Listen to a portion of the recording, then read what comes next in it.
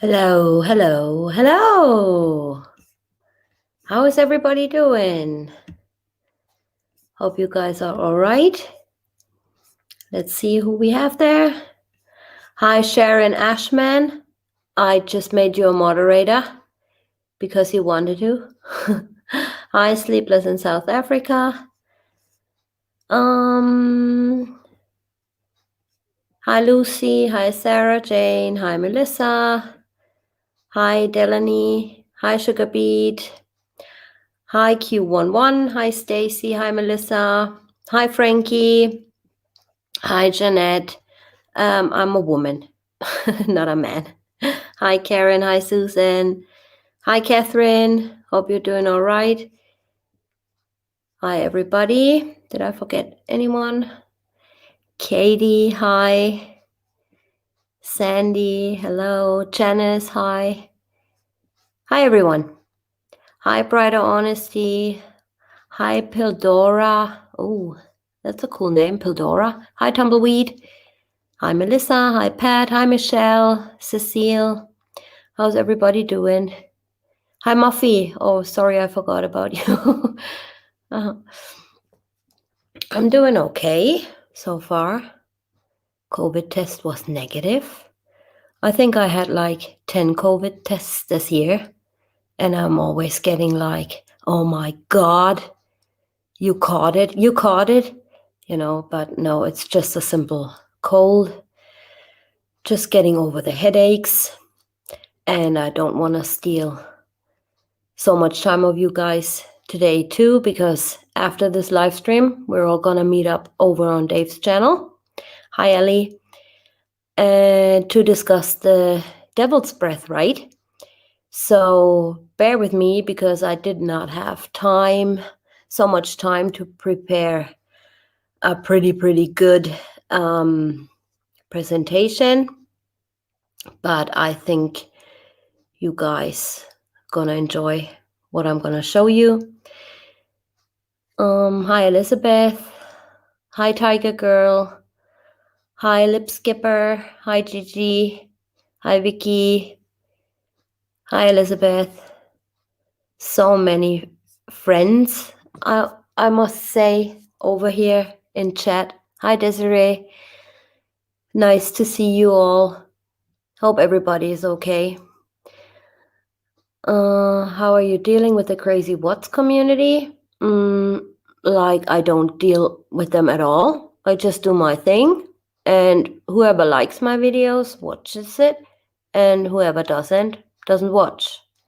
So at this point, also, I gotta say, if you put out mean comments or aggressive comments or being aggressive in my emails or call me names and stuff, just don't do it because it won't get you anywhere. I won't mention you. It's a waste of my time and a waste of your time. Put the energy to something more productive instead of hating on people. So, it won't get you anywhere except banned from my channel. And your comments will be deleted, definitely. So don't think you hurt me in some way, because you don't. I brush that off basically pretty good, Same goes for chat. I have lovely, awesome moderators. Everybody is free to state their opinion. Just be nice. Don't use names or call anyone names, and then you're good to go, okay? All right, so without further ado, let's get into this. I'm going to share my screen with you. We're going to have Dave later on to chat a little bit as well. He scheduled his live chat, hi KH, for 2 hours. So I gotta basically rush through this. We have all the time in the world. It's only in the morning for Dave, so we're gonna be good to go. All right, as always, you must be bored of this. I'm gonna share my screen with you guys, as always, and share. So from this point on now, I cannot see chat, but I'm gonna catch up later on when we finished with the presentation. All right, you guys. Sorry for not. I still have a little bit. My throat is a little bit blocked. So sorry. I hope you guys understand me pretty clear and well. I just cannot scream that much. So today we want to talk about the discovery indicators of that, why we believe Chris Watts did not act alone. And I figured the majority of us don't believe that Chris Watts acted alone. So why is that, we ask ourselves, right? So what I came across in the past 2 months since I've been doing this case, or since I've been doing YouTube, it's not only the discovery, it's also what I or members of my team or Danielle or Dave or anybody else I had on my channel so far came across. So I just wanted to talk you through this, guys, with a little bit of basically an overview and a summary of what we did so far. So let's get right into this. As always, this stream is not incriminating anyone or trying to exonerate somebody. It's just that we have questions. Everybody of us has questions that hasn't been answered yet. And so law enforcement has to put up with us digging and digging and digging, right? So the first indicator to me that this was a lousy police job was that witnesses and possible leads were completely ignored by law enforcement, right? Here you see, on Thursday, August the 16th, 2018, CBI received a call of a witness. Let's call this witness number 1. Claiming to have made a suspicious observation concerning a white truck on Highway 52 at WCR 3.25, that's a mile marker. The report states 3.5, but the written note states 3.25. And I go with 3.25 since the written note is the first thing the officer basically hears at 1:30 a.m. Monday morning. So I'm asking, what was so suspicious about that white truck sighting that urged the witness to call CBI? And why was it ignored? So as you can see here, the observation made by witness was a 5-minute drive from Saratoga Trail. To the left, you see the intersection where the witness observed the white truck or white car. You see, if you can see it, that little green sign, it says underneath mile marker 3.25. And to the right, you see 2825 Saratoga Trail, and it's right behind basically their house at County Road, mile marker 3.25. So Ann and Dave Watt, CW's neighbors, reported the sighting of a white van prior to the Watts coming home from North Carolina. And they stated they saw it 2 times in the area. And this was suspicious because they never saw that white van before. Approximately on 7 days prior to Sunday the 12th. And they saw the van in daylight hours. Underneath you see Ann Watts and Dave Watt. And Dave Watt. The sighting of a suspicious white truck was already reported prior. We remember from that lady who reported it on Highway 25. And again, this lead was totally ignored by law enforcement. Then another witness calls in at Frederick Police Department and states the following. He saw an older gentleman driving. looks like what's but older on Sunday on the route to Estes Park in a white van, SUV type, asking questions about a trail with a map. So, this lead was never followed up on. In fact, the information this witness gives doesn't even appear in the reports. You get to Estes Park on Highway 52 and it's a straight run. So we have 3 white car, SUV type or truck sightings close to each other, right? And they give a rat's ass to follow up on this. Someone reported an abandoned red car that's been sitting there for quite some time, unrelated to the case as it turned out, but fully followed up on. But potential witnesses get no attention. Why is that? Right? We ask the question, why don't witnesses reporting 3 times, 3 same sightings, and this last witness even could give a description of the person driving, looks like what's but older, but gets absolutely no attention. In fact, it doesn't even make it to the report, right? So, the second big indicator for me is Nate's surveillance footage. Nate's surveillance footage shows us Shanann coming home, cars in CW's driveway during significant hours, loading bodies and the shadows, right? So, why didn't we see Shanann getting home? Why didn't we see NA pulling into the driveway? Now, we watch. Watch closely.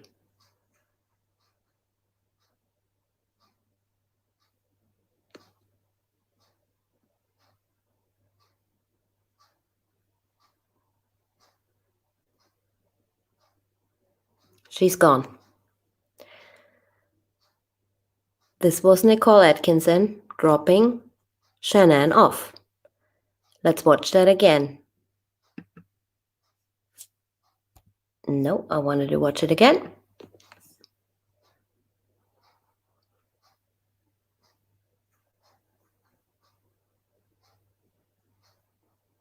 Pay attention to the timestamp on the left.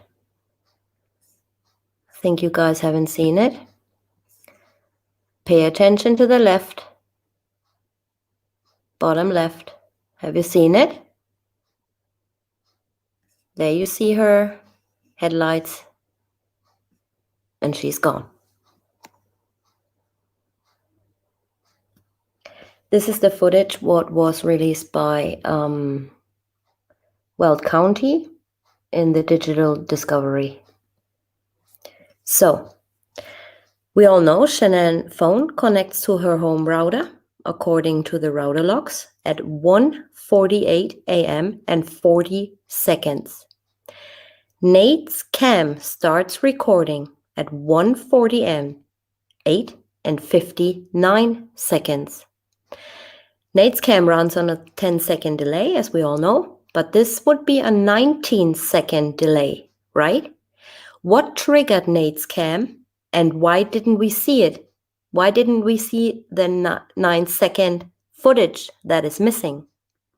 And you see I put a little arrow for all of you who haven't seen it in the footage. So Shanann logs into her home router on her phone at 1:48 and 40 seconds. Nate's camera starts recording at 1:48:59 seconds. We all know that Nate has a 10-second delay. This is what Xfinity tells us. I made a video about it already. And this is what also Nate tells us, right? So there's a 19-second delay. Where is the missing 9-second footage? Right? And you can go through all of his footage and you will see no 10-second delays. You see 28 seconds, 19 seconds, 25 seconds. It's no 10-second delays, right? So that indicates to me that this was probably messed with. But that's just my opinion based on the facts. So then we have the 111-minute phone call started at 9:28 p.m. You see those screenshots, and you see on the right corner it says StreamYard cut off. So I'm not stealing from any other creator. These are my own screenshots from my live streams, from my previous live streams. So feel free to go back and watch all those. So the 111-minute phone call starts at 9:28 p.m. This is what Nate's camera captured, right? At 9:37 p.m., 9 minutes later, a car pulled up to the Watts driveway. Now, we don't know if it really pulled into his driveway or if it just stood there on the curb. We don't know that, right? Because Nate never clicks on that footage. I wonder why. At 9:45 p.m., a car or truck or whatever it is still in the Watts driveway or on the curb or on the side to the road with its headlights on. So the car, the suspicious car or truck, stays there for 8 minutes during the 111-minute phone call. And we all know Watts left the building. So at 10:52 p.m., according to the Vivint logs, well, not the Vivint logs, but the router logs who logged Vivint activity, Watts left the house. At 11:19 p.m., the 111-minute phone call ends. At 11:20, a minute later, Watts' phone reconnects to his home router. This is the exact time when a car triggered Nate's camera again. Like you see here to the left, screenshot, 11:20 and 49 seconds. Then it stays there, right? Till 11:43. So this is 23 minutes, a car in his driveway. And you tell me that they didn't review that footage? I don't think so. So this is an overview. 9:37, car pulls up. 9:45, car still in driveway with headlights on. Was there somebody with CW in the house until he left at 10:52? 10:52, Watts leaves his house. At 11:19, the phone call ends between NK and him. At 11:20, a minute later, the car is captured on surveillance again. At exact the same minute, Watts' phone connects to his home router. So that tells me he was in that car with whoever. At 11:21, another minute later, Watts reads the text message from Shannon that her flight is being delayed, right? And now you gotta pay attention. She was supposed to come home earlier. And now that he was on the phone all the time with NK, outside somewhere, hiking around. At 11:21, now he knows. Holy shitballs, her flight is delayed, right? So he messaged her back, holy crap, this is gonna be late. Sorry, I passed out on the couch or whatever he says to her, right? So they probably did not expect Shannon's flight being delayed because he just read her message. At 11:30, that's 9 minutes later, the scheduled arrival time of Shannon's flight. So as you can see here, at 11:20, he connects back to his home router with his phone. And at 11:30, this was the time of Shannon's original arriving at home or in Denver at 11:30. How long do you need to get from Denver to Saratoga Trail? Probably 20-30 minutes. So he thought she's coming home around midnight. And that is what I believe was messing with the plan. Then at 11:43, the unidentified vehicle leaves the Watts driveway. That means This person, or these people, were still in the driveway when Chris Watts got the message from Shanann that her flight is being delayed. So is he gonna run out and says, "Hey, you guys, plan has changed. Her flight is delayed"? At 1:25 a.m., Shanann landed in Denver, and at 1:30, witness number 1 makes the suspicious observation of that white truck. At 1:48 a.m., Shanann actually arrives at home. Gonna check the chat real quick.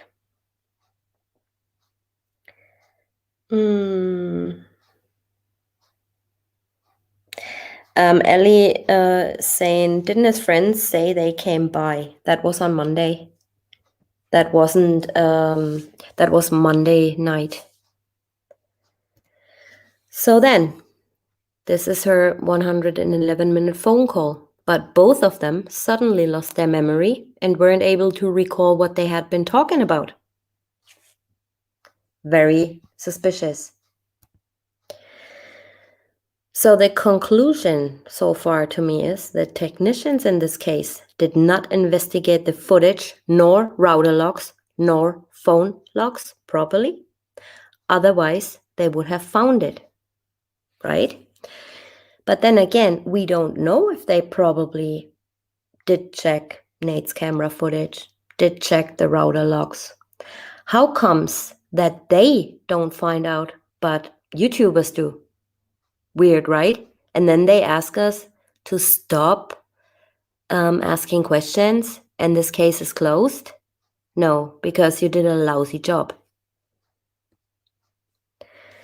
The loading bodies and the shadows will be next time on my channel, because as you guys know, I'm not a big believer in the shadows, and I'm gonna tell you why in my next live stream, because I'm gonna go very much into detail, and this would just take way too long to do that now. But most of you guys know me, so I don't believe in the shadows. But I'm not telling you not to believe in the shadows, right? But just watch my next live stream on the shadows and see what you think. Then another topic, the Wisconsin confession lie, I call it. I don't call it the Wisconsin confession. I call it the Wisconsin confession lie, because he blatantly lied. And we find out why. So as we all know, CW runs with the stories he's told. Just like Tammy might have put him the idea of Shanann killing the kids in his head, he also ran with some other things he was told. For example, Diane Hughes discovered a shadow that appeared to be a child CW picks up, captured on Nate's camera footage. The findings were forwarded to the FBI by one other creator and her friend. They had been exchanging emails, which she also has proof of, with the FBI until 3 investigators were sent back to Wisconsin on February the 18th, 2019 to interview Chris Watts about the matter. Whether or not you're a believer in the shadows, law enforcement and technicians have not forensically proven or disproven that the shadows even existed. There again, a lack of interest. But why is there a lack of interest? Well, of course, the existence of the shadows fits the DA's narrative and was a welcome theory to Mr. Rourke, because he can place CW directly to the crime scene as the sole perpetrator. Right? So, do you see what is going on? I mean, they meant good to discover the shadows, forwarding it to the FBI and all. But on the other hand, It didn't do good because, how can I put this? They did not investigate. They just sent these 3 investigators out, or these 3 agents, and that's it. They took his word. They took Watts' word for it, right? But they never took his word before. But why did they believe him all of a sudden? Of course, because it fits the narrative. And I'm going to show you something else. The Wisconsin confession is only just a dream. So now we have here, according to Chris Watts, his family plays him videos on the phone and tells him what is going on the internet, right? When CBI visited CW in Wisconsin, he was aware of the video with the shadow. So Graham is asking, is there any reason you would feel uncomfortable to tell me that they were not alive at that point? Watts, no. Wasn't there a video or anything? Graham, it's hard to see. Of course it's hard to see, because your friggin' technicians took his word for it, right? I'm sure if they would have asked to review the footage, they must have seen it, but they didn't. So why would I believe that there were shadows? I don't. And now I'm going to introduce you to Sarah.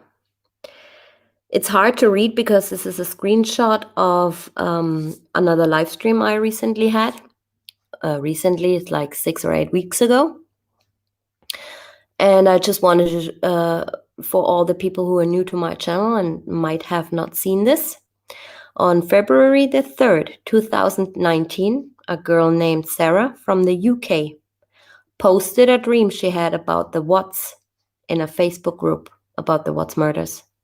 A former friend of the Watts family, who happened to be a member of this Facebook group, forwarded Sarah's dream to Chris Watts' family. So she is writing the date in Europe. We write the date different, right? So we write the first digits are the month, the day, then the month, and then the year. You guys in the US write the month, the day, and the year, right? So Sarah did put that into notes. I also have the original screenshots, but I'm not going to share with you guys because there is information of other people on there and I don't want to show them on screen.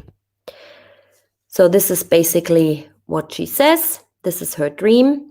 You guys can also pause this or come back later and read it. So what she's basically dreaming is he hears a noise and thinks it's Shanann putting Bella back to bed. He feels terrible about not being in love with her anymore and heads back upstairs to talk to her again. When he gets in the bedroom, she's not there, and he looks at the monitor to see if she is in Bella's room. Bella appears asleep again. He presumes Cece has woke up, so he waits till the monitor cycles to her room. He sees Shannon attacking Cece with her hand on her neck. He goes in and drags her off, and she falls onto the floor. He shouts at her, "What have you done?" And she says in a quiet voice, "They're gone. You'll never see them again." He goes to Cece and moves her to wake her up. No response. He lifts her arm and drops it. Still no response and no breath. Shanann walks out of the room and into the bedroom. She comes back out with her phone and tells him she's phoning the police and letting them know he killed their daughters. He pushes her onto the couch and she drops her phone down the cushions. He flips her over on the couch and strangles her with one hand, all the while telling her he doesn't love her and why didn't she just let him leave? And so on and so on. Now let's compare this, right? Let's compare Sarah's dream to Chris Watts' statements in his Wisconsin confession 5-hour confession. So Sarah's writing. Shanann got home and Chris was in the front room. They immediately started arguing about the credit card charge. He tells her he doesn't think they are compatible anymore, and she tells him they can't work it out talking over him. They go to bed separately, her upstairs, him in the basement. He's just dozing off when Shanann comes into his room. She says how much she still loves him and how she's missed him so much recently her heart hurts. And will he come to their bed and just hold her tight? They bicker for a bit and then she agrees because she's pregnant and exhausted. Once upstairs, she initiated sex and he goes along with it in a last-ditch effort to see if he has any feelings left for her. So what's he saying in his confession? He had used his credit card when he went to dinner with Kissinger because he didn't have another Anadarko gift card and couldn't ask Kissinger to pay. He felt like going out on Saturday evening with Kissinger and using their credit card was going to be the last straw. Sarah saying a last-ditch effort, right? He did not feel like he and Shanann were compatible with each other. Shanann started rubbing her hand on his leg or chest and they had sexual intercourse. Watts said he and Shanann had sexual intercourse approximately 2:30 a.m. in the morning.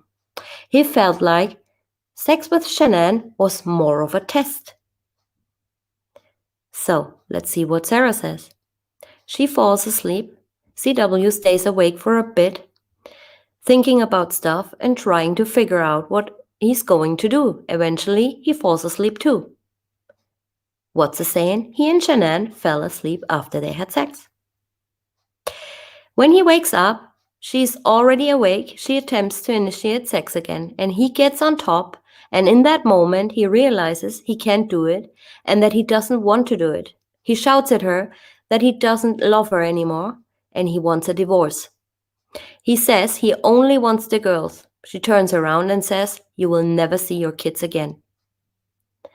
Bella, awoken by the shouting, walks in clutching a pink blanket. She's happy to see her mom, who tells her to go back to bed. She cries because she says she's missed her and wants a hug. Shanann beckons over her and she climbs onto the bed. Chris starts getting dressed and Shanann is crying, mascara running down her face. Now let's see what Watt says. He believed Shanann initially thought he wanted to have sex with her again since he was on top of her. He told Shanann he didn't think their marriage was going to work. He told Shanann he didn't love her and Shanann said, "You're never gonna see your kids again. You're never gonna see them again. Get off me. Don't hurt the baby." Chris, they had something. Oh, I can't even read that. They had something with them they carried. Like Cece and Bella had a blanket or something with them, like a pink blanket or something. This is what he said. Shanann hadn't taken off her bra and didn't wash her face before she got into bed, so had mascara running down her face. You notice the similarities? So then this is what I read you before. Sarah stating in her dream he hears some commotion upstairs. Shanann walks out of the room into the bedroom. She comes back out with her phone and so on and so on. And what Chris is saying, I can't even read that right now. Hold on a sec. So blurry. Well, he basically says he carried her downstairs. He basically tells investigators everything what Sarah told people in this group, and this group forwarded to the Watts. So he basically one-to-one tells her story. He even says that Bella said, "Daddy, it smells." And this was also in Sarah's dream. So Sarah's continuing on saying he was wrapping her in a sheet.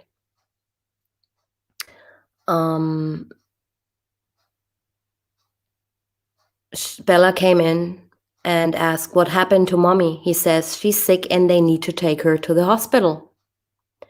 This is Bella's dream. And what's it saying? Bella watched him drag Shanann down the stairs and began to cry and said, "What's wrong with Mommy?" He told Bella again that her mommy didn't feel good. Sarah's dream. He packs the truck with Shanann and Cece's body first, and then puts Bella in the truck up front with him. They drive to Surrey, and all the way he's crying and confused what the hell just happened. When he gets to Surrey, he puts Shanann on the ground, cradles Cece and carries her up to the tank. He drops her in. Bella has followed him with Cece's blanket. Bella says to Chris, "Are you going to put me in there like you did to Cece?" And Chris says yes, but that he is sorry. Bella says, "No, Daddy." He opens the hatch of the next tank along. He picks up Bella in his arms and covers her face with the blanket. All of the time he's crying and saying he's sorry and he loves her. He's so sorry, but no one will ever believe him that Shanann killed Cece. She struggles in his arms and he holds her tighter, putting more pressure on her face while she trashes, and then she's still. Chris pulls the blanket down and kisses her head whilst still hiding her face. He carries her over to the tank and drops her in, then closes the lid. He walks back to Shanann and starts digging. Now he rages at her for not letting him go, rages at her for forcing him to lose his children, rages at her that she's not NK, how she didn't let him live his life to just be him. When the hole is dug, he rolls her into the ground and buries her. So this is what's the saying. At that point, he put his lunch box in the truck and then put both Bella and Celeste in the back of the truck on the bench seat. Shanann was lying on the floorboard. Chris, I took Shanann out just to place off to the side. Then Cece was first. She did have a blanket. She had a blue blanket, a Yankee blanket. Bella asked him in her soft voice, "Is the same thing going to happen to me as Cece?" Chris, I didn't look. I think every time I close my eyes, I start to hear Bella saying, "Daddy, no." And that was it. So you see the similarities of that Wisconsin confession, right? Pretty much the same thing. Who is bullying?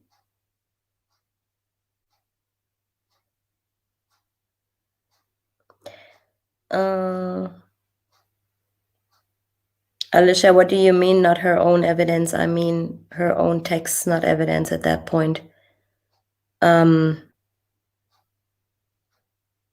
Well, I show you something else. So we know a former friend of the Watts family who happened to be in this Facebook group forwarded Sarah's dream to Chris Watts' family. And I also have the original text messages. If you want to see them, please go back to my former video. On November the 24th, Sarah sends Cadel a message saying, "Hi, I just wanted to bring something to your attention. I had a dream of the Watts case before the second confession. I sent it to XXX, I crossed out their names, and she talked to Chris about it because of the things in there that he said nobody knew. I think he may be using my words. I'm not whacked or anything, LOL. I'll send you the dream. It's long, but I think you'll see what I mean. Every time he speaks to someone, it was in my dream. So either my dream was scarily accurate or it's being weird. What do you think?" And Cadel answers, Did you have the dream before February 18th? And Sarah, talking about that girl in the Facebook group. She didn't want me to do anything. I shared my dream with a girl called Nikki, and she passed it on to Mel, who inboxed me about it because she said it had things in it that Chris only confirmed to them. On the 3rd of February, I sent the text. I then had another dream about the Watts case, and she said she would ask him to confirm some things, but then she went over to the Rusek side. Cadel, so you think then you gave him the idea of Daddy No? Why is she now with the Ruseks? Sarah, not Nikki, Mel, and I don't know whether it's because it was true or if I gave him the idea. Cadel, do you mind sending me what you have? If that's true and he used your... So she's Sarah sending the dream to Cadel, Sherilyn Cadel. If that's true and he used your dream, then I have to wonder how bad were the murders. Sarah, we do, although I still wholeheartedly think he's covering for Shanann. I think he feels like he drove her to it and he's guilty of her and Bella because of it. Well, that's Sarah's opinion. We don't judge anyone here. Cadel, Sarah, would it be okay with you if I didn't use your name, if I brought this forward? Or would you rather I not? I'm not sure yet, but considering it. Sarah, yeah, you don't need to use my name if you don't think it's wise. Cadel, I just wouldn't want to put you through the backlash I've had to deal with because trust me, it's bad. Then her new book came out, right, guys? So, was CW telling Cadel about Sarah's dream? You decide what to believe. So in Sarah's dream, when he gets to Survey, he puts Shanann on the ground, cradles Cece and carries her up to the tank. He drops her in. Bella has followed him with Cece's blanket. And then Sherilyn Cadel goes on to say Bella was alive. And all that shitstorm started with Bella was following him up to the tanks. So was this all just Sarah's dream? I guess we'll never know. But weird, isn't it? So had law enforcement followed up on the dream and the shadows, because I know they are in several Facebook groups lurking around, they would have probably found out that this confession was fabricated. But they didn't do anything. And why didn't they do anything?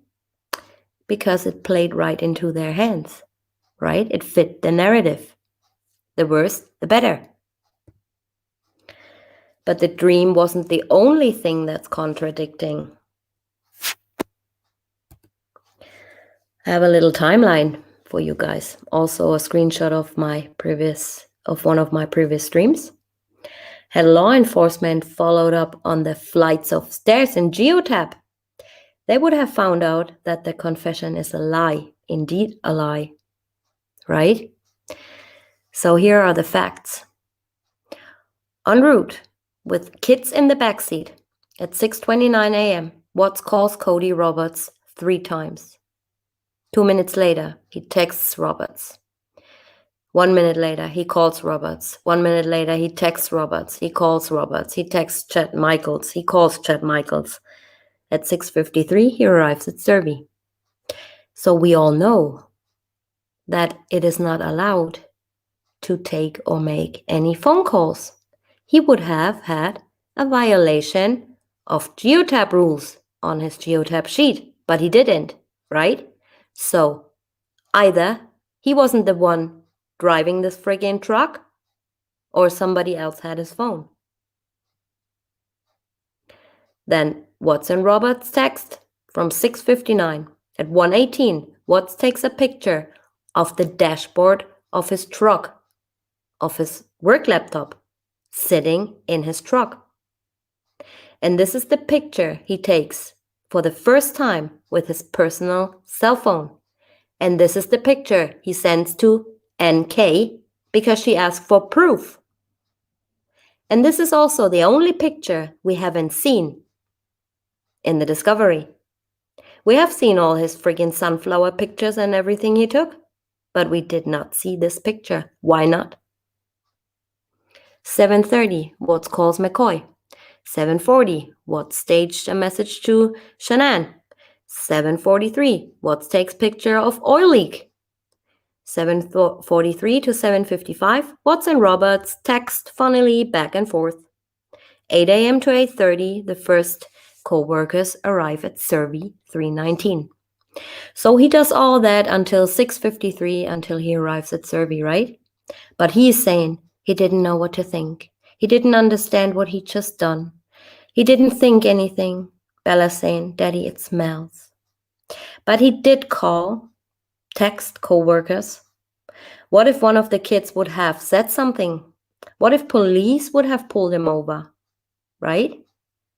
So then on site, he rolls Shanann out of the truck or out of the sheet, kills Cece, climbs up to the tanks, drops her in, walks back down, kills Bella, climbs up to the tanks, drops her in, walks back down, digs a hole for Shanann 20 minutes, removes the bin bags and sheet of her face and feet.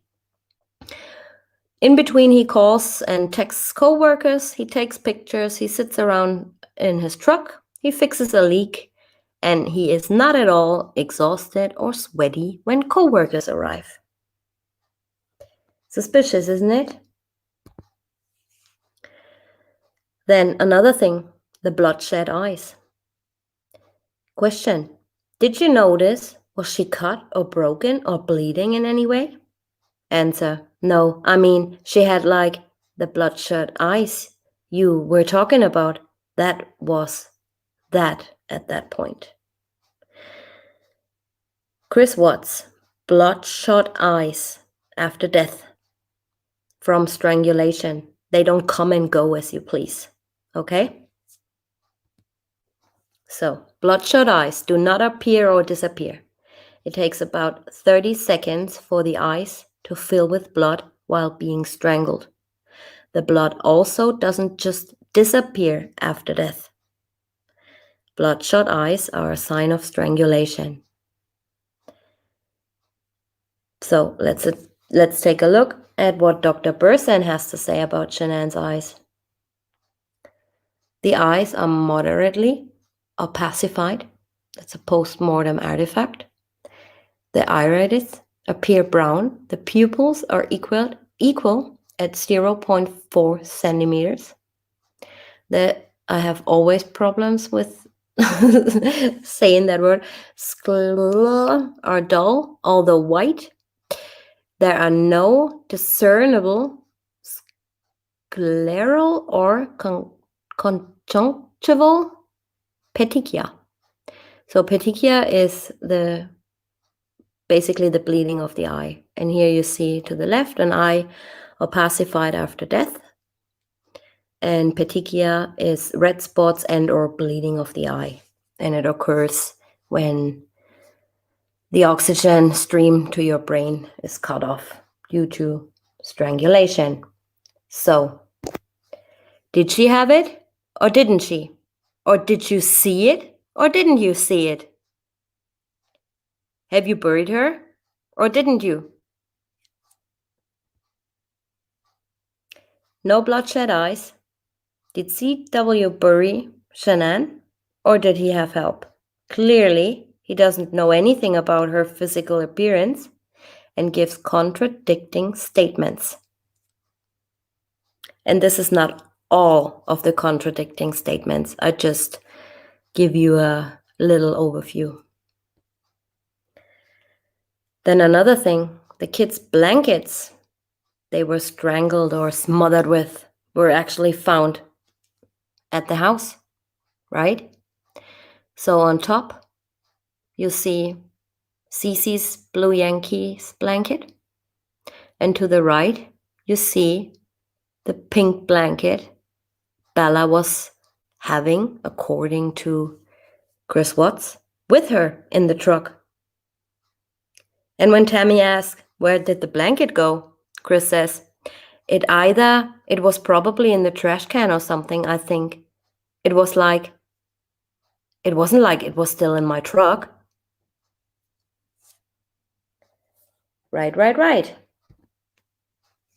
An argument upstairs, really? The evidence shows there was no argument upstairs, nor did he climb up to those tanks twice. And as I have shown you before, no steps, no flights, no staircase, no stairs climbed, no flights anywhere at this time. So he did not climb any flights at the oil field, nor did he climb any flights at home. So therefore, there wasn't an argument, or he was going upstairs and downstairs and dragging her down and whatever he tells us. So if law enforcement had followed up on CW's phone activity, they might have found out about the pictures he had taken from his personal phone versus his work phone. We remember he took the picture of his work laptop and sent this picture to NK because she asked for proof. So what was on that picture we have never seen. They might have found out that there were no violations of rules on his geotab sheet, meaning geotab goes according to it studies your behavior, right? If they weren't allowed to have any passengers. So, were the kids in the truck? No, they weren't. Why haven't we seen the pictures? Oh, sorry. These are the thumbnails of the 2 geotab and data videos on my channel. If you want to check them out, they're very detailed. So why haven't we seen the pictures CW sent to NK as proof? They had shown us the sunflower pictures he took, so why not the picture of his work laptop? Right, there might be data of oil levels on there. Because we know, as Troy McCoy told us, if they ever have a leak or have to fix some tanks or bypass lines or something, they have a guy who's sending like shock waves through his computer or something. And then they get all the data on how full tanks are, all the levels, all the data on their work computer. So why was he sending NK this picture of his work computer in his car? And also here, you can check out my video where it says, I want proof. It's also a thumbnail. And I explain that all the pictures taken and the activity on his phone, with which phone he took what picture and all that. It's pretty interesting. So why did nobody mention the ready-packed backpacks for the kids hidden in Shanann's office? Special thanks to Dave G for sending me this. I couldn't believe it because we were talking about, the kids' backpacks. Shanann asked him, I believe it was on Sunday or Saturday, if he would get the kids' stuff ready for their first day in school on Monday. And he said he would, right? And Dave sent me this and he said, well, the kids' backpacks were already packed, but they never even, they basically ignored it. And I'm like, did they? And he sent me this picture and I went back to the body cam footage and you really can see the kids ready packed backpacks for school.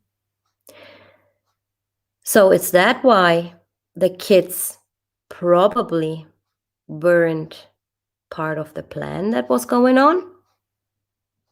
Why packing their backpacks if oh, this is gonna be the last time I'm gonna tuck my kids in bullshit? Right? Sorry for being really aggressive, but this case drives me insane. When CW called Primrose, he asked, are they there? They are not there, are they? And this freaked the girl on the phone out. So she called her boss and police after that. First, I believe he said, they're not gonna be attending the school anymore, but leave them on the list because we're moving. And then the kids are not there, are they? Like, do you know where your kids are? Do you know you put them in the tanks, or weren't they? And if not, who did it? Why asking stupid questions if you know exactly where they are? If he didn't know where they are, he would ask, are they there? Kinda like playing dumb. Or if he doesn't know where they are, he would ask the same question. But if he does know, he would say, oh, I'm gonna pull my kids out. Don't ever call me again. Bye. Right? So, next thing. Why haven't we seen the message sent by NK that made him respond with this? Oh my God, that is absolutely ridiculous. They would freak out. And you can actually see him typing that at 2:44 p.m. when he's watching Nate's footage. So, NK is saying she was asking him about some unicorn cereal, if the kids would like that. So, NK, why would you delete that message that made him respond like this? If it was so innocent about friggin' unicorn cereal. Right? And also, guys, they have his messages. They have his phone. They know damn well what he responded to and what NK sent. But they're not gonna give it to us. Right? Makes you think. So why did she tell CW to delete all messages and all phone activity and all that? Why was she on the phone during CW's phone call with the police? When the police, I can't remember who called him, but they were playing phone tag, kind of like, and he ended up calling them back on his work phone, right? And she was on the other line, listening to every single word he was saying. And you want to tell me she didn't know anything about this? Come on.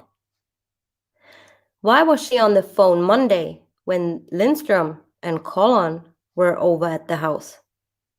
She was on the phone during the whole stay of his friends. They were talking about things, and she was listening in on the phone. And she tells us she didn't know anything about anything? Come on. And then him telling his friends, oh, that's my mom on the phone.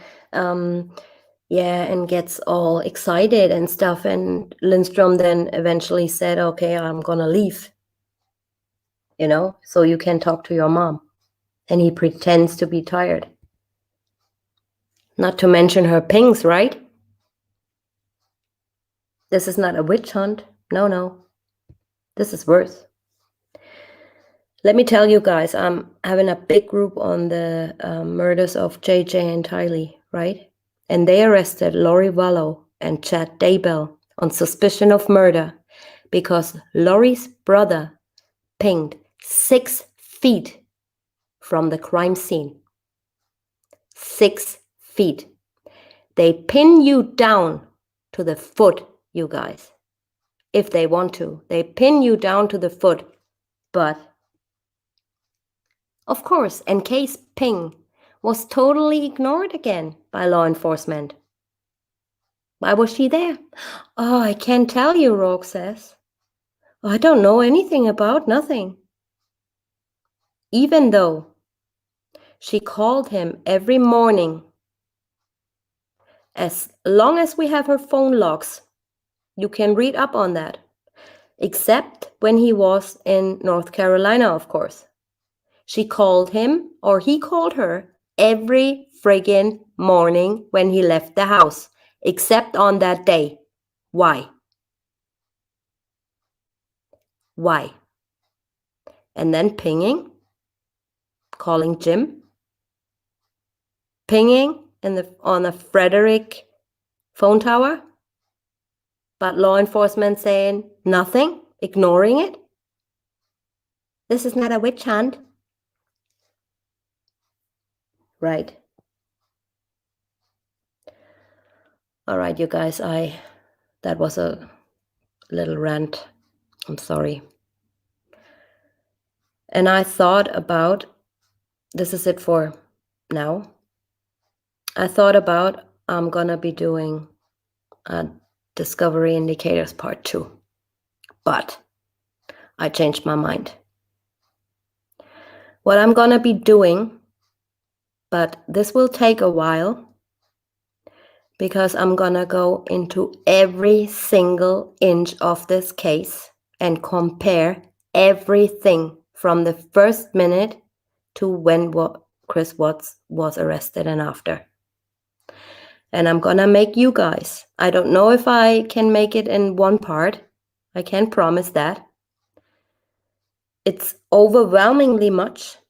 I, noticed that when I did the part 1 of this Discovery Indicators, that I might not do it in one part. It's gonna be maybe 3 or 4 parts. But what I'm gonna be doing for you guys is the timeline of death, where I'm gonna put really honestly every single thing in and compare it to what people have said, what their statements were, where they have been, what actually happened, all the geotab, all the router logs. I'm gonna be putting everything in there for you guys. Everything from A to B to C to D to everything. And please be patient with me, guys. But this is what I decided to do today. I wanted to do a basically fiction documentary about a couple who were in on a plan to kill the wife of the man who she had an affair with. And I wanted it to be, like fictional, but I scratched that, and I scratched that completely out of my mind. What I'm gonna be doing is the timeline of death. Okay, you guys? So, after this, we're gonna chat for a little while. I hope you guys enjoyed what I had so far. And I hope you guys looking forward to the timeline of death, which is coming, which I actually started working on today after I did Dave's presentation. And I really wanted to be spot on with all the right dates, all the right times, compare everything so you guys can see basically with your own eyes what really went on. Based on the discovery, based on what we know, and of course, based on what we have discovered, like data, geotab, the stairs, the steps taken, all that stuff. Everything will be in there. Okay? So thank you for watching. And after a little chat here with my friends on my channel, we continue over to Dave's channel. If the moderators could put up Dave's link to his channel, Seeking the Truth with Dave, because we're gonna talk about the danger of devil's breath and why Shannon didn't fight back. Should be interesting for you guys. So I'm gonna stop sharing and I'm back. So what do you guys think? I haven't read a thing on the friggin' chat. I'm so sorry. But yeah, I still haven't managed, since I was thinking getting the monitor this week. And the problem was I got ill and then I was in quarantine, basically. I couldn't leave the house until my results were back. So this all set me back so much, so I couldn't really do nothing except sleeping. Yeah, so if you guys give me 1 minute, and does anyone want to come on? Feel free. I'm gonna read up a little on the chat. Dave, stop sending me super chat. The power of the mind. Thank you so much. I'm gonna scroll. Okay, H. Oh, thank you so much. Really appreciate it. Thank you so much. I'm gonna scroll a little bit back. Michelle, thank you so much. Sorry about me ranting, but this case is just, I just want to go over there and just slap them. If there's nothing to hide, people who have nothing to hide nothing, right? So why not just say, leave NK alone. She was at home. She clocked in. She clocked out. This is what we have. Leave her alone. It's in her best interest, isn't it? So, yeah. I just pick random comments. He either dug the hole during the weekend and killed the girls the night before, or he had help that morning. He couldn't have done all that by himself. That's so true, Ara. So true. Elizabeth, a body expert said there were entirely different gaits of the two people on Nate's video. He said 100%. If you're referring to the expert another creator had on his channel, it's not a gait expert. I think he's a personal trainer, and if you gotta have a certain qualification, and a gait expert would never look at people and say yes, yay or nay. A gait expert analyzes to the millimeter, analyzes foot, feet, length, everything, right?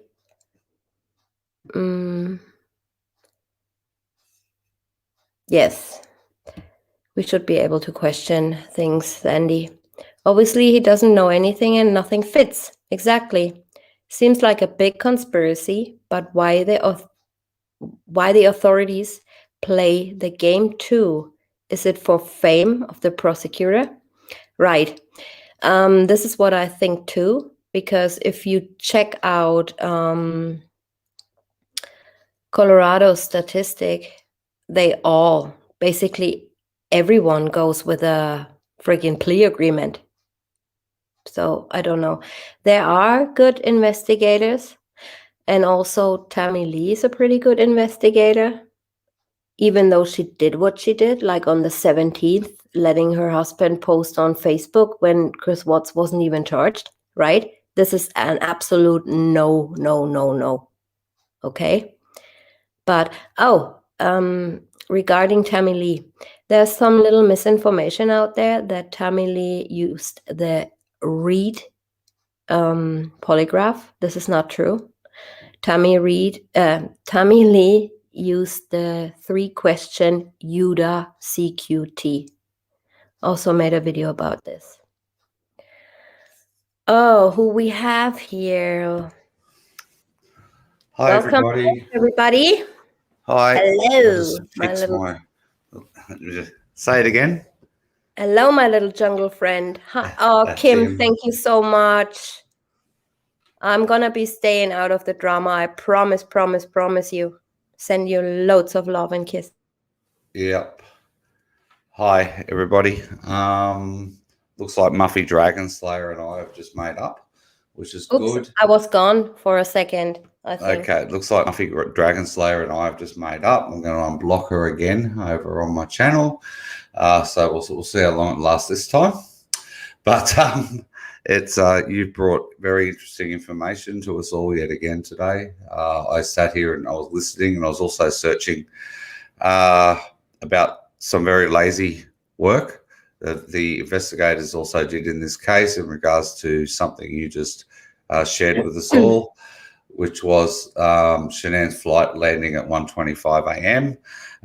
And now that is all based on her sending a message, everybody, to Cassie. Okay, she sends a message saying we've landed, Right. etc. All right. Yep. Now, the timeline of events doesn't add up. If she landed at 1:25 a.m., she would have arrived home at about 2:20 in the morning. Okay, because it's actually a 33-minute drive from Denver International Airport to the Watts home. A 33-minute drive. Correct. Okay, so that time does not add up. Mm-hmm. So I went in and searched how long it takes to fly from Arizona, from Phoenix to Denver. It takes an hour and 45 minutes to fly. Mm-hmm. Her plane should have landed. Her plane left at 11:05 p.m. 11:05 p.m. Her plane should have landed at 12:50 a.m. between 12:50 and 1 a.m. Okay, so I believe she was in the car when she texted Cassie to say our plane's landed. Right. We're on our way home. All right, so was very lazy investigative work because they used that as her time of landing in Denver. Okay, whereas she couldn't have physically landed in Denver at 1:25. The Life 360 app shows them take a funny route home. So it doesn't actually make any sense, the 1:25 landing in Denver. Right. So it's got nothing to do with you because that's straight. Did you check the exact time?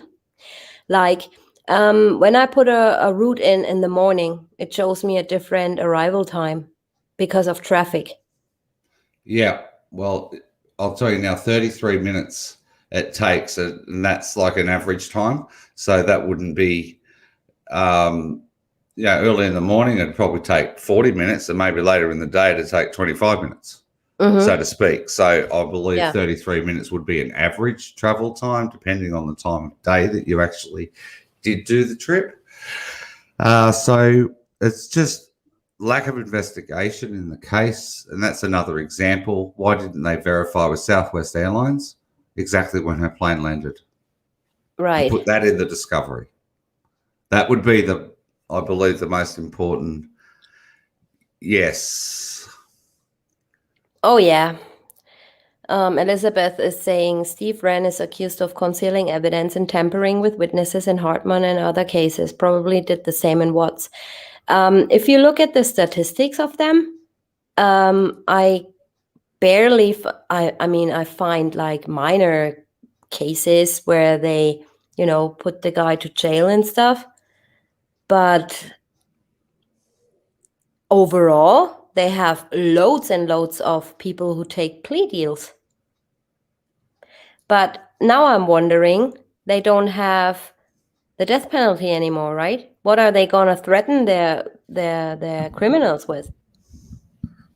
Exactly, that's correct. And from Ronnie directly to me is a message that states the DA went into Chris's cell. It says, "We're putting you to death if you don't take the plea deal." Right. Those were his words. Yeah. Like, it's like to somebody who's never been in prison before or in jail, and at the time had spent nearly 90 days on his own and had only spoken to his defense team and hadn't spoken to any family members. I'm pretty sure that would be a pretty daunting thing to think, well, what, is there going to be no jury? Is there going to be nothing? We're just putting you to death. Do you know what I mean? Like, seriously, the guy would have been freaking out. And that is that's tampering with a witness. That's just, you can't go on. But they were the exact words that were used to Chris. Right. The exact words. And another thing that was also said on sentencing day.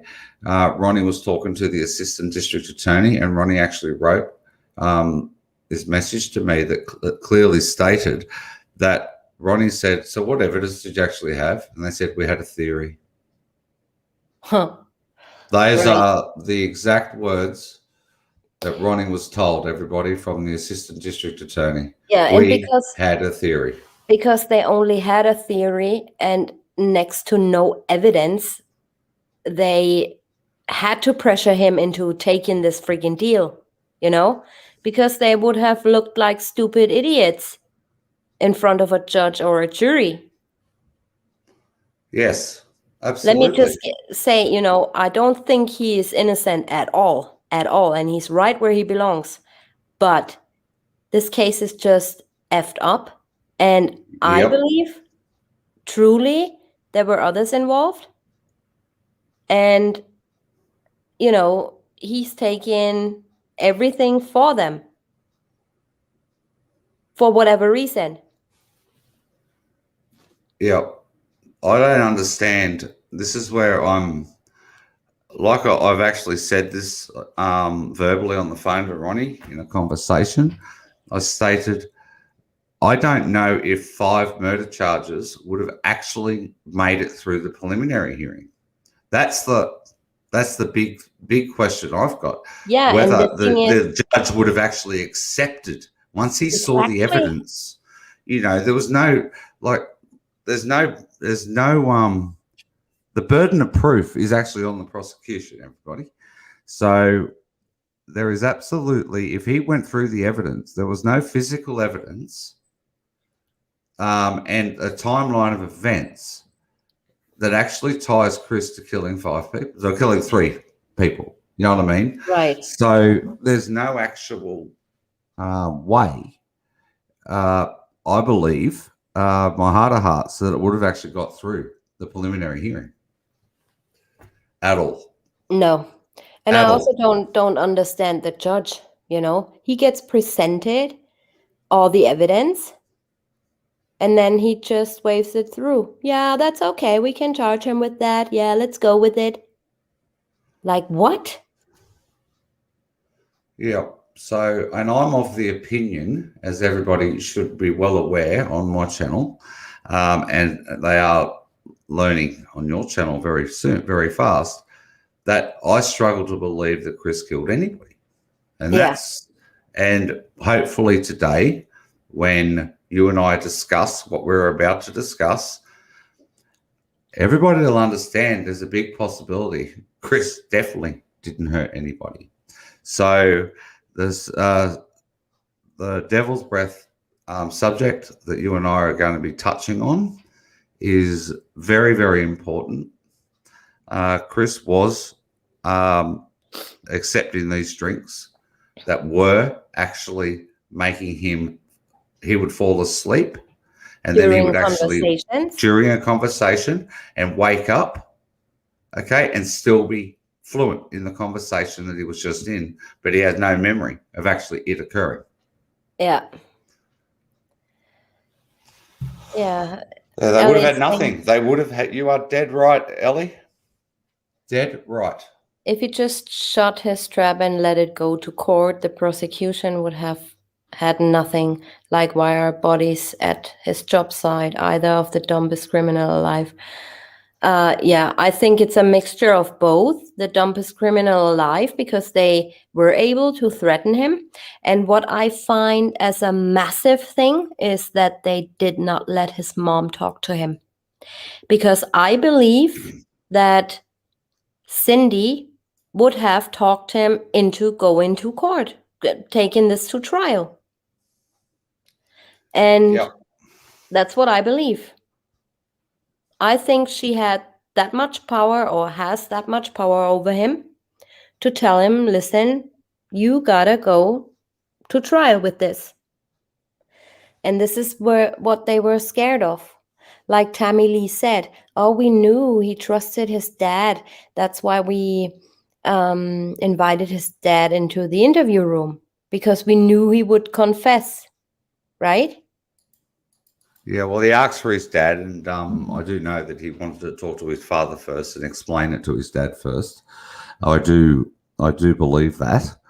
Uh, but there was lots of that they skipped and cut, and they've done all sorts of funny things with that. From that point on in the interrogation, there were some very, very weird things that actually occurred with the clock. It's everything seemed to go a lot quicker after Oh that, but there yeah. was still 3 hours that passed before he was in handcuffs, everybody. Oh yeah. I And it's think all broken yeah. down into an hour and a half video. I'm Yeah. sorry, it's very, very strange what actually occurred. There's a lot missing out of that the end of that interrogation. Right. Thank you, Shadow Dancer. I did not know that. Cop Car was the 19th, and he's serving in the family division. I did not know that. Exactly. Why would they send a family division judge serve on a triple murder case? Because they had him in their back pockets, I would imagine. Yeah, probably. God knows what went on there. I mean, we have so much corruption in the state. This is ridiculous.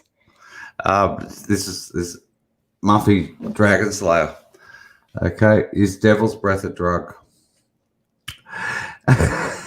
Yes and no. Somebody sent me the most amazing picture the other day. Huh? Somebody Who? sent me a picture the other day I want to of know.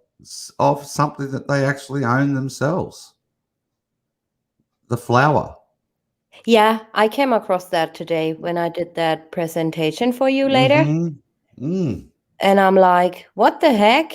We have those trees everywhere. And I'm like, and I was reading up. I was reading up on cases, and there are, guys, in South America, there are over 50,000 deaths going back to freaking Devil's Breath. This is crazy.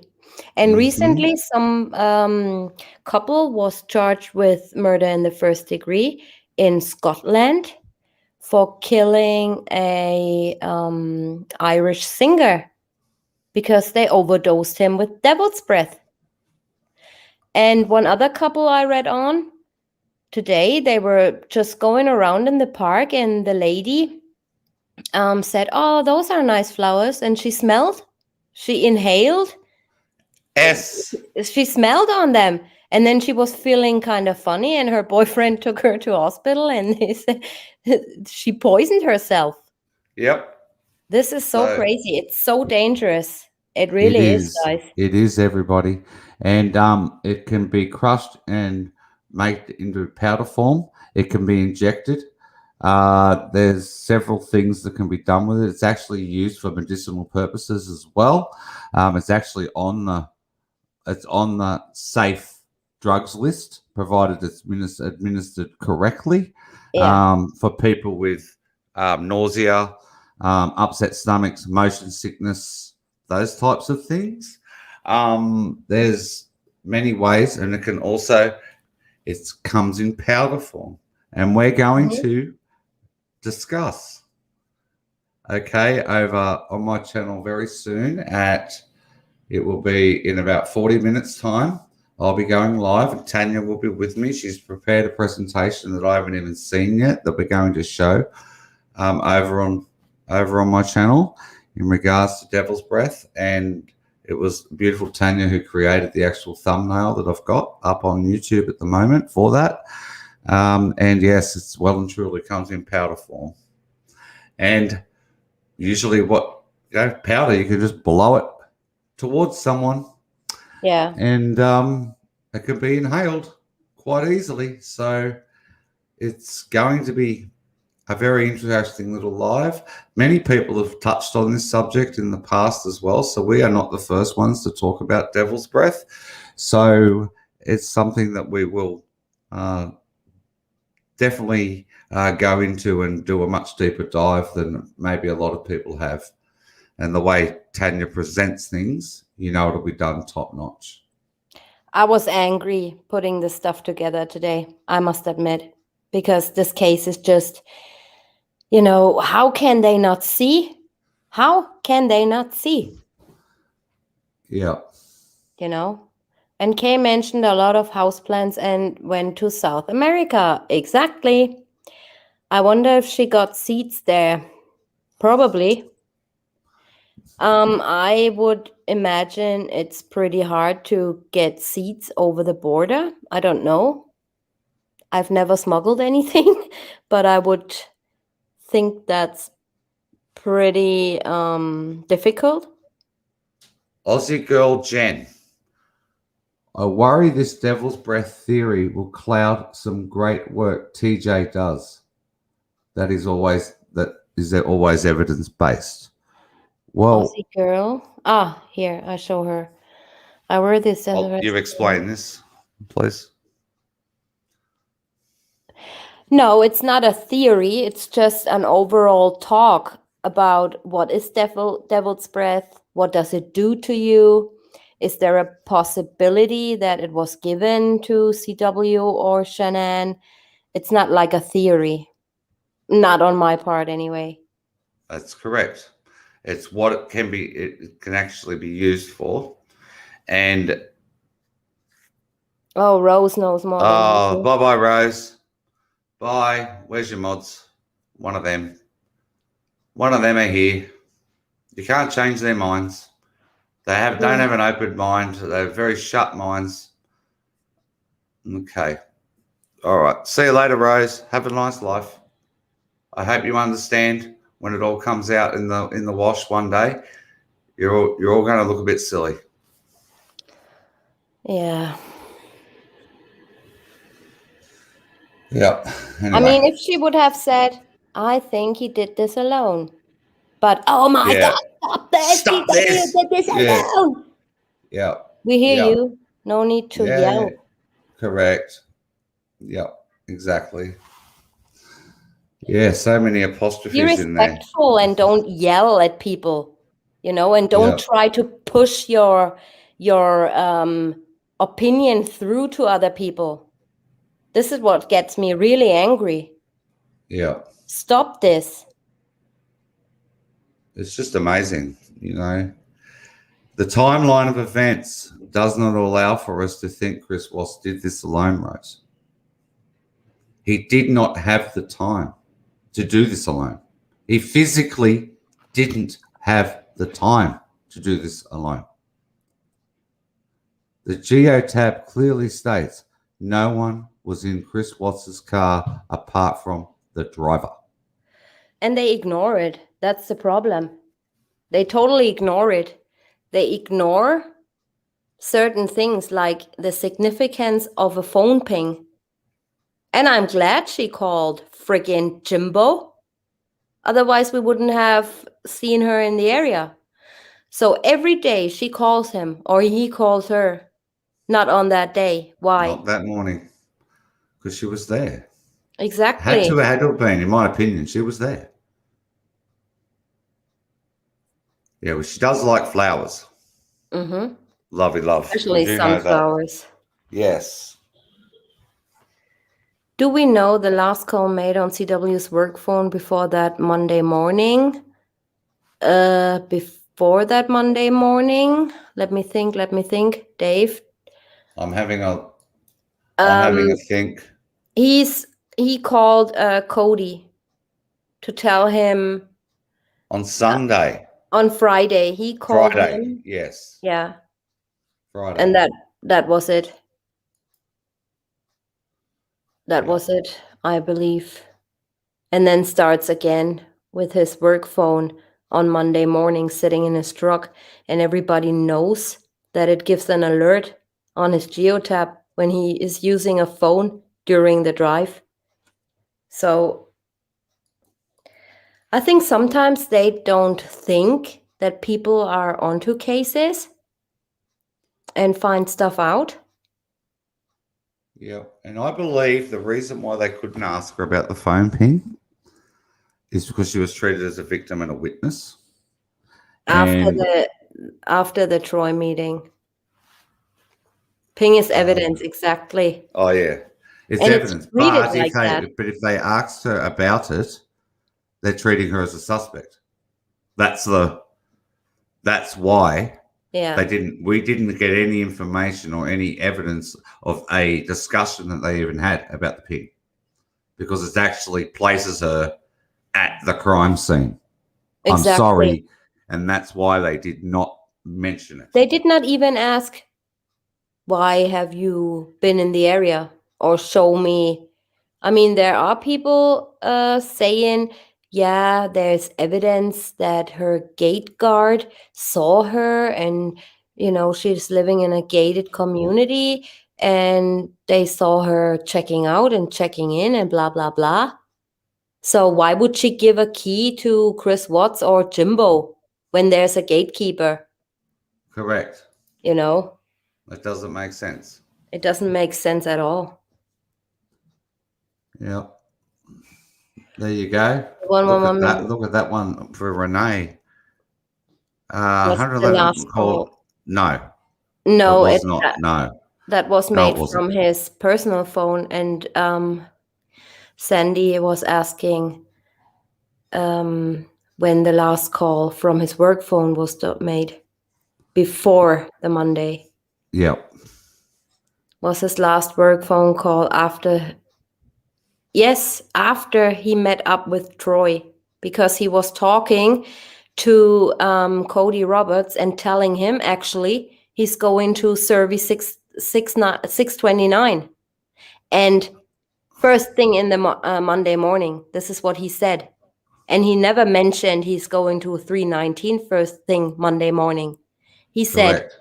I'm going to 629 and check out the 319 if you want. This is what he said. So the initial plan was to go to 629.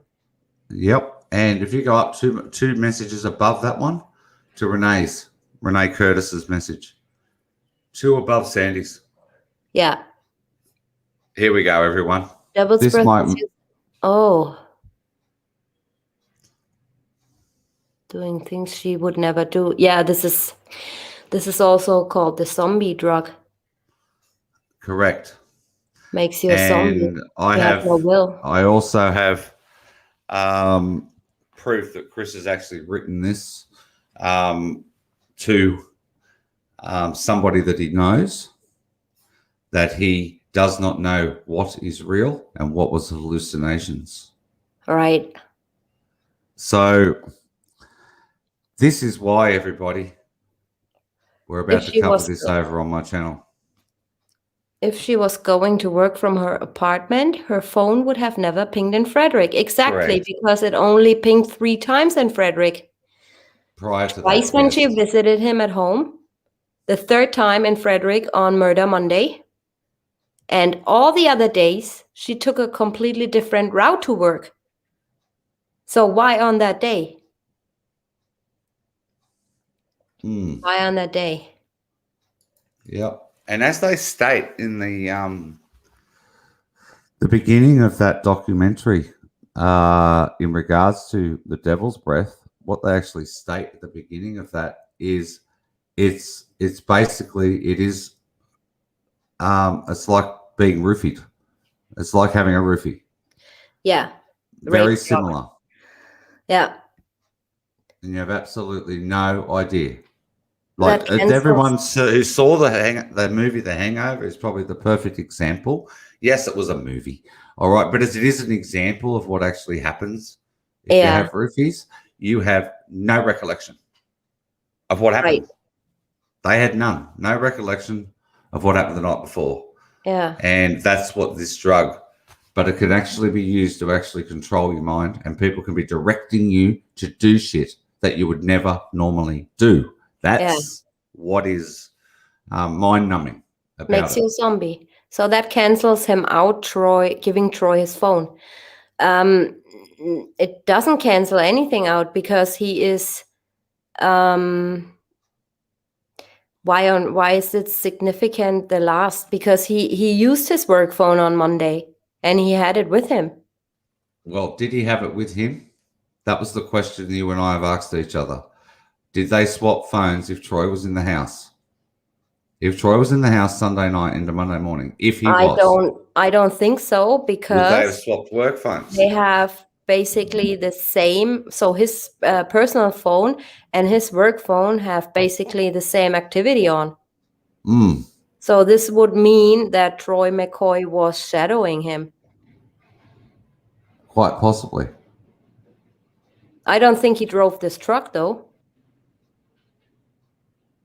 Yes, that's right. Oh, yeah, the phone thing. Yes, the phone. Sorry, I got mixed up again. Yeah, they had each other. They had their own phones, but possibly swapped trucks. That's the thing we're trying to work out. Right. Do you think it's possible Shanann was taken out the back at gunpoint, hence someone hearing a gunshot and the bullet chasing nearby the what's home? No, I don't believe that. Anything's bloody possible. I don't think she was conscious when she left the house, Yeah, I don't believe that either. but it But was. maybe she was then held at gunpoint. We don't know. Yes, that's correct. Thanks, Catherine, for putting up Dave's channel.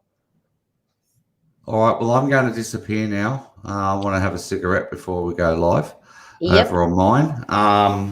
I want to say a massive thank you to everybody for being here and being so supportive of Tanya. Her work is outstanding. And I also want to give a shout out to Mia. We'll do this here because it was presented on your channel. Mia also has well and truly covered what you have covered a couple of weeks ago in regards to, I think it was last week, with the baby monitors. The way she presented it, as in there was no apps, etc. Mia actually did cover that last year on her channel. I just thought I'd mention. And Dave Yeah. G works closely with Mia. So I just thought I would mention, you were unaware of this. So I just thought I'd give a shout out to Mia because she actually has covered this in the past. And that's about it. That's all I've pretty much got. Yep. So see you in a couple of minutes. You'll see me, yes, Over in about there. half an hour or so. Absolutely. I'll let you have. I'll leave you to it. And thanks, everybody. I'll Okay. see you all soon. Bye. See you later, Dave. All right. Would Emma wonder if there would be flights registered on anyone else's phone? There would if they have this health app thingy. Also, TJ, your info on the coffin birth was extremely rare. Do we know what could cost? No, I don't know. I'm not into the medical stuff that much. All I can do is Google myself and ask people. Yeah, I went through like 6 or 7 medical examiners here, trying to get answers on the autopsy reports back when they came out, and they all stared at me like, why do you want to know this? When I was asking about chloroform and stuff, they were like, why do you even want to know this? Don't go there. And what are your plans and stuff? So yeah, no, they don't really give you I'd say 100% answer, because every one of them I approached said, oh, they have to look at the circumstances and all that stuff. So yeah, and I think a good doctor doesn't give you an answer over the phone or over the internet or over an email, because a real good doctor does look into this stuff if you want to know something, right? So yeah, I don't know, the autopsy states like her internal organs were really, really markedly dried out, but this could also be from thrive patches and whatever. Also, autopsy on Bella's paperwork doesn't show anything on her buttocks. Yes, it does. This yellow old abrasion. It's a healed abrasion. that's what they showed, and said, oh, she had those injuries from him stuffing her in the tank. I mean, it's yellow. Everybody of us, you know, bump their arms or legs or whatever, and you see it's turning from blue to greenish and then yellow. So it was definitely healing. Yeah, it probably wasn't marked on the paperwork because it was not relevant to the case, but they have to mention it. They have to mention what they observe. And also, the only thing he mentioned, Dr. Burson, on not Bella's, on Shanann's autopsy is her old surgery scar. And he said there was a 2 centimeter scar internally that could have been from her being strangled, but that was her surgery's mark. So I don't understand what he's going on and on about this. There was basically nothing except a few red dots along her jawline that would give the indication that she was strangled. Troy McCoy was telling the truth on where Chris Watts parked. That's why it was Troy truck was parked there, because that's what Chris was driving. Again, Tina. Troy McCoy was telling the truth on where Chris Watts parked. Yes, he did. That's why it was Troy's truck was parked there, because that's what Chris was driving. So you mean he parked right there because Chris Watts was parking there, right? Yeah. Bye, Muffy. They sent the autopsy for a second opinion to see if her jaw was broken. Yes, but then again, Gail, you have to undergo certain testing to see if it was really broken or if that's a air bubble or what it was, right? And they never did those tests. They never did. Go back to the autopsy me and Danielle did on this, and then I would have to rewatch it because, like I said, I'm honest and I'm not really into this medical stuff. So you might want to check out the 2 videos I did or also Mia's channel. So I really don't, all I can do is Google and ask people and doctors and stuff, but that's about all I can do. How did Chris carry Shannon all the way? It's too far for him to carry Shannon by himself. Exactly, Elizabeth. And this is dead weight, right? So they must have taken her. At least 2 people must have taken her. Hi, Annie. Yes, I feel better. Thank you. And if the jaw was broken, it could have happened when she was thrown in the tank because she landed on her face. Yeah, definitely. Anything is possible. Chris said, why did she hit my girls? Yeah, yeah, Ellie, right. He did say that. Why did she? He also said, why would she be there? Nothing of this makes sense. Who was there? And also in the discovery, when he was saying, we brought a shovel.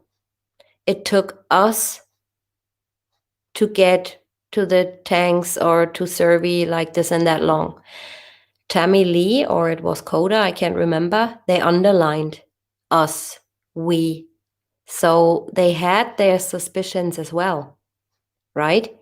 So I'm thinking when Kobach said, oh, I have no indication that NK did anything, I think to me she is just a witness, and, I think they were trying maybe to mislead him or to make him feel safe, so he spills the beans so that he knows, oh, she's, protected and safe and all, so I can talk. right? So basically misleading him onto what he wanted to find out, Coda or Kobach. Most people do believe. Lucy, what do you mean most people do believe he owns something?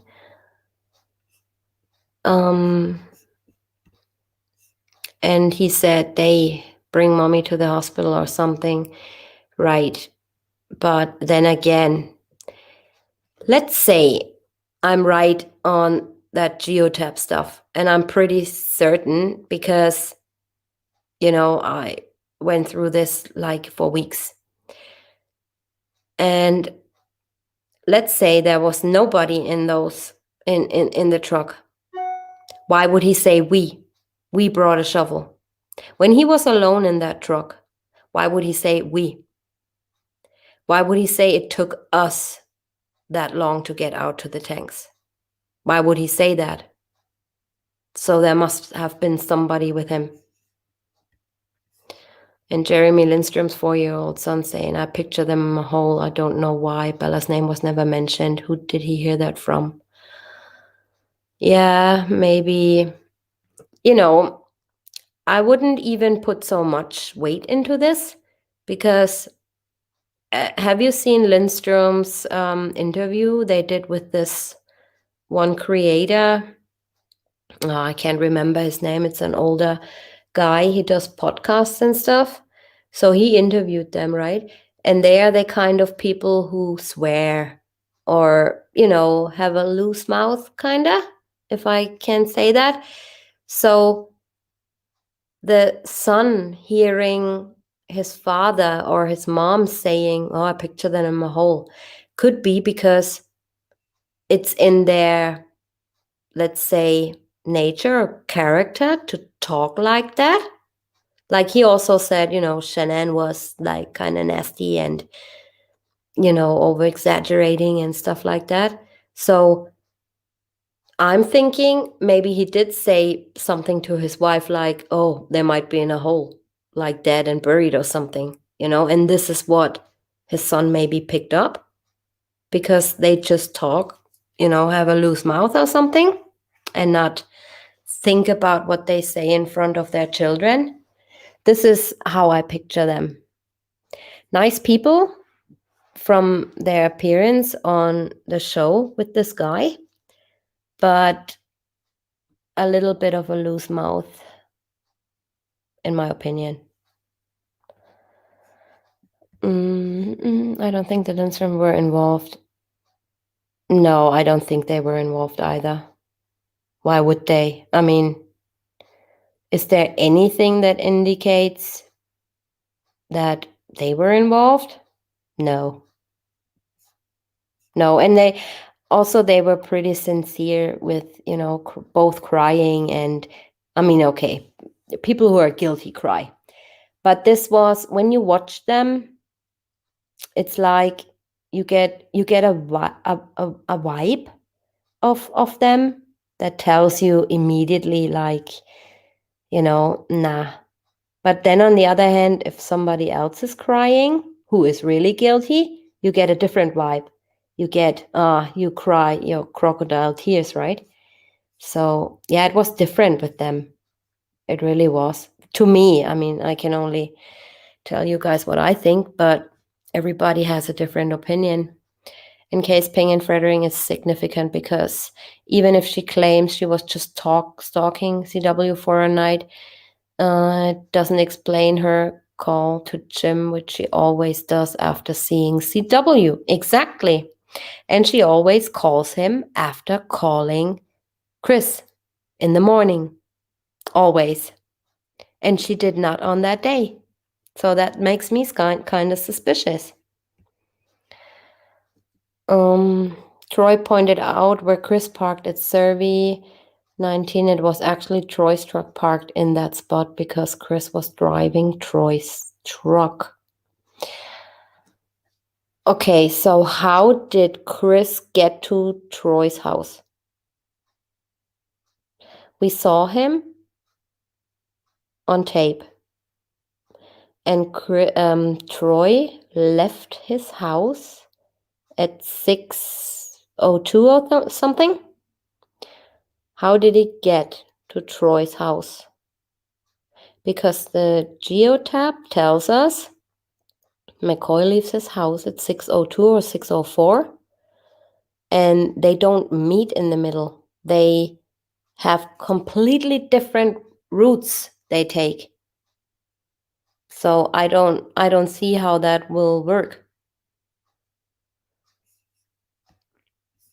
Jeremy Lindstrom is a very controlling husband. His wife could barely speak without him interjecting, and he was not speaking well of his didn't like her female strength. Yeah, okay, if he has a problem with females in general, like if he is controlling his wife and stuff, I see why he would say things like that about Shanann. But yeah, in the time of the ping, gets to the time of the ping is very significant to me, and also they could prove what time she got to work. Anadarko stuff could confirm, but they didn't. Exactly. Sleepless in South Africa. Nobody saw her there, right? There must have been one person saying, oh yeah, Nikki was there. You know, I saw her clocking in. Nobody ever mentioned her. You know, Troy also says he didn't even know her. Bullshit.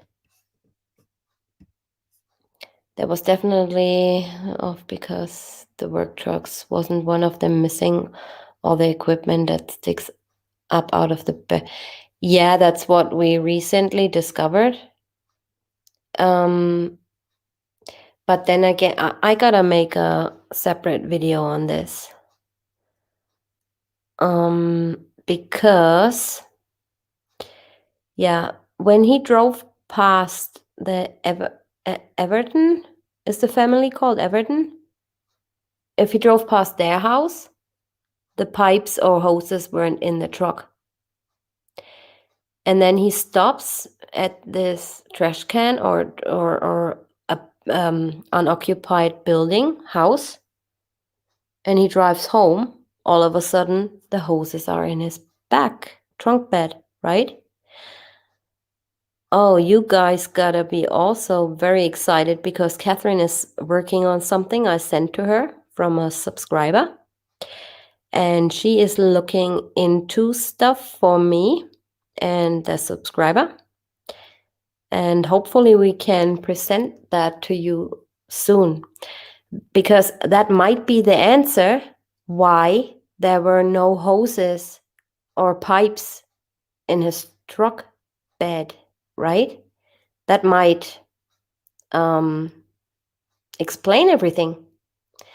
But I'm relying on Catherine very much because I'm not good in enhancing pictures. And Catherine was also the one who showed us the shadow or the person in the closet, which we did a whole live stream on. And hopefully I can get the subscriber. I don't know if she wants her name mentioned, but she sent me all this stuff. What I can tell you guys is that this subscriber is a good friend of Diane Hughes, the late Diane Hughes, and she asked me if I can look into this, and immediately thought of Catherine. So I'm not only doing it for, you know, that subscriber, I'm also doing it for Diane Hughes, because she sent that only a couple of days before she passed. So if this is what we can find out in her name, we will definitely.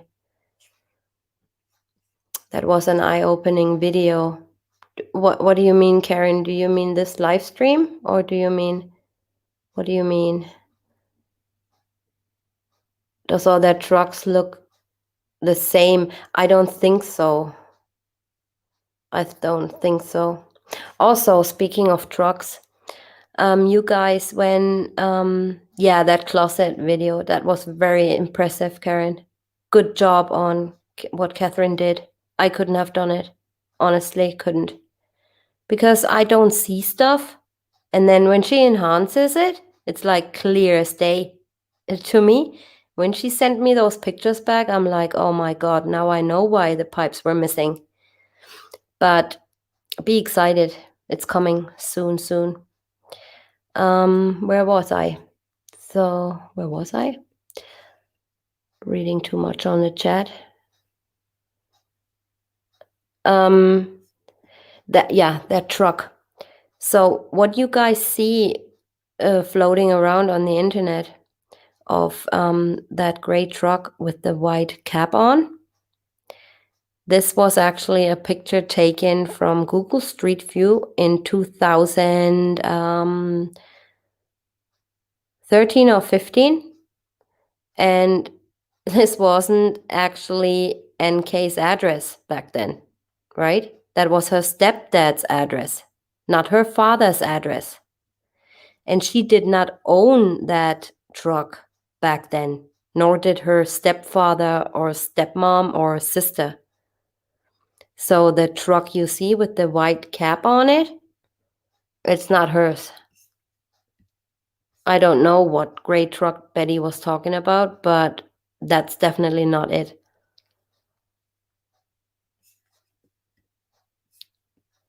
Maybe neighbor Betty saw Troy's work truck, not CW's, that morning.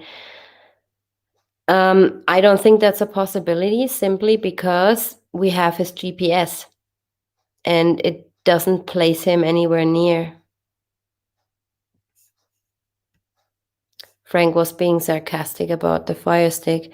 Yeah, but I think the fire stick has no significance to that case. Otherwise, if there was any evidence pointing to other people, Frank wouldn't have it. The DA would have it, right? Because they're hiding stuff. The pipes have been laying down and he arranged them. Getting out to throw in dumpster. Could be, but then why rearrange the pipes? You'd not just simply rearrange them. You have to roll them out and stuff. I can only, tell you my opinion, and I don't believe that he drove his own truck. Because we also don't see him physically getting into his truck, right? And if you watch the footage, when he walks back to close the garage, he stays in his truck for like 1 minute and 25 seconds. What does he do so long in there? What does he do? And we don't see him getting in or getting out, do we? No, they would need to swap Jill's ID numbers or employees. I do match, they swapped. No, that's a system you can absolutely not mess with. They cannot just swap the geotab. It's impossible. But Chris was worried about his pipes. He's locked up for life. Why is he worried about pipes? Maybe something hidden in the pipes. Maybe it was used to suck out oil or something. I don't know. I really don't. Yes, Monica, you gotta watch the video where we put out Catherine's findings of the person in the closet. It's mind-blowing. It also said Chris, for the last few days, had been parking his car in a weird spot, and Shanann's car was being parked out too, probably so NK's car wasn't seen. Yeah, as a cover, they used her or his car as a cover. Could very well be. I don't know who drove the truck. Sleepless in South Africa. I really don't. I have my suspicions, but I don't want to say too much. Yeah. Okay, guys, it's 2 minutes or 3 minutes before Dave's live stream starts on the Devil's Breath. And I'm going to be closing down here. So it would be, can you please answer my question? What question, Audrey? I'm going to do this real quick. Did I lose you in the chat? Audrey, what was the question? Oh, here. Could CW have dug the grave the day he picked up the fire stick? Yeah, he could. His only alibi is NK, because they met on that day, didn't they? And after that, he met at the Safeway parking lot with Troy McCoy. It could very well be that they dug the grave before Friday. But then on the other hand, I don't think that Survey 319 was the initial plan to go to, because he says he's going to Survey 629. And also what he says to Cody Roberts, he is on his way to 629. So why would he say that if he was in his truck driving to Survey 319? Why would he say that? So it indicates to me that Chris Watts was probably under the impression that they were going to Survey 629, but they went to 319 instead, and he did not know that yet. Just a little theory that's spinning in my head, putting all this stuff together, but everything is possible, basically. Yes, so all right, you guys, I hope I see you guys all in Dave's live stream in like 3 minutes. And don't hesitate to send me emails. Everything will come out. I reply to each and every one of you, even if it takes a week or longer. I definitely will get back to you. I really appreciate all you guys' support.